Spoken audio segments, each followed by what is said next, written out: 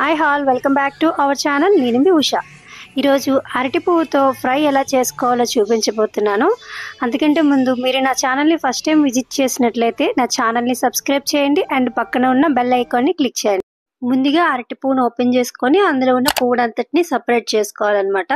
ప్రతి పువ్వుకి ఒక కాడ లాంటిది చిన్న డప్పు లాంటిది ఉంటుందండి. అదైతే స్వీట్ ఉంటుంది. మనకి ఫ్రెష్ పువ్వు దొరికితే, నాకైతే అంత ఫ్రెష్ దొరకలేదండి మార్కెట్లో. ఇప్పుడు పువ్వు మొత్తం ఓపెన్ చేసుకున్నాక లాస్ట్ లో ఇలాంటి చిన్న మొగ్గు ఉంటుందండి, దాన్ని మనం తినేయచ్చు, బాగుంటుంది. ఇప్పుడు ఈ పువ్వులో ఉన్న కాడని సపరేట్ చేశాక వాటిని ఒక రోట్లో వేసుకొని దంచుకోవాలండి. రోల్ లేకపోతే మిక్సీ జార్లో అయినా చేసుకోవచ్చు, పోతే పేస్ట్ లా ఆడకూడదు. ఇలా కచ్చా పచ్చాగా చేసుకోవాలన్నమాట. ఇలా బరగ్గా దంచుకుంటే సరిపోతుంది. ఇదైతే నలిగిపోయిందండి.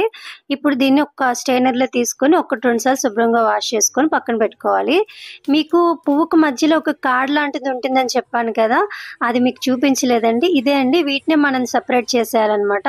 ఇప్పుడు ఒక ప్యాన్ పెట్టుకొని అందులో కొంచెం ఆయిల్ వేసుకోవాలి. ఆయిల్ వీట్ అయ్యాక ఒక 1/4 టీ స్పూన్ ఆవాలు, అలాగే ఒక 1/4 టీ స్పూన్ జీలకర్ర వేసుకోవాలండి. ఈ కర్రీకి జీలకర్ర మంచి టేస్ట్ వస్తుందండి. అలాగే దానికి సరిపడా ఎండుమిర్చిని కూడా ఇట్లా కట్ చేసుకుని వేసుకోండి. ఇప్పుడు ఇవి కొంచెం వేగాక ఒక చిన్న అల్లం ముక్కని దంచి వేసుకోండి. ఈ కర్రీకి అల్లం జీలకర్ర మంచి టేస్ట్ వస్తుందండి. ఒకసారి ట్రై చేయండి, బాగుంటుంది. ఇది కొంచెం వేగాక కరివేపాకుని ఇలా చిన్న చిన్న ముక్కలే కట్ చేసుకొని వేసుకోండి. మనకి కర్రీలో మిక్స్ అయిపోతుంది, తినేయచ్చు అనమాట కర్రీతో పాటే. సో ఇవి కొంచెం వేగాక మనం ముందుగా వాష్ చేసి పెట్టుకున్నాం కదా అరటి పువ్వుని, వీటిని యాడ్ చేసుకోవాలన్నమాట. ఇప్పుడు వేసుకున్నాక ఒకసారి మిక్స్ చేసుకొని దీనికి సరిపడా సాల్ట్ ని యాడ్ చేసుకోవాలి. గ్యాస్ ని మీడియం ఫ్లేమ్ లో పెట్టుకుని వేయించుకోవాలండి. మనం బీరకాయ తరుగుని వేయించుకుంటాం కదా, అట్లా అన్నమాట. మధ్య మధ్యలో కలుపుతూ ఉండాలండి. ఇది వేగాక మనకి కర్రీ అనేది పొడి పొడిగా అయిపోతుంది లాస్ట్ లో. ఇప్పుడు కర్రీ అనేది రెడీ అయిపోయిందండి. అంతే అండి, చాలా సింపుల్. కాకపోతే పువ్వు ఒలుచుకునేటప్పుడు దాంట్లో కాడ తీయడానికి కొంచెం టైం పడుతుందండి, కానీ హెల్త్ బెనిఫిట్స్ చాలా ఉన్నాయండి.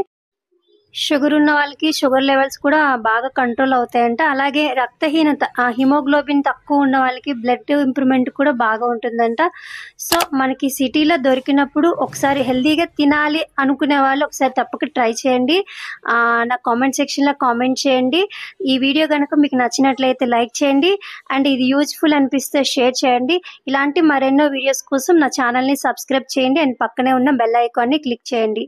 Thank you for watching.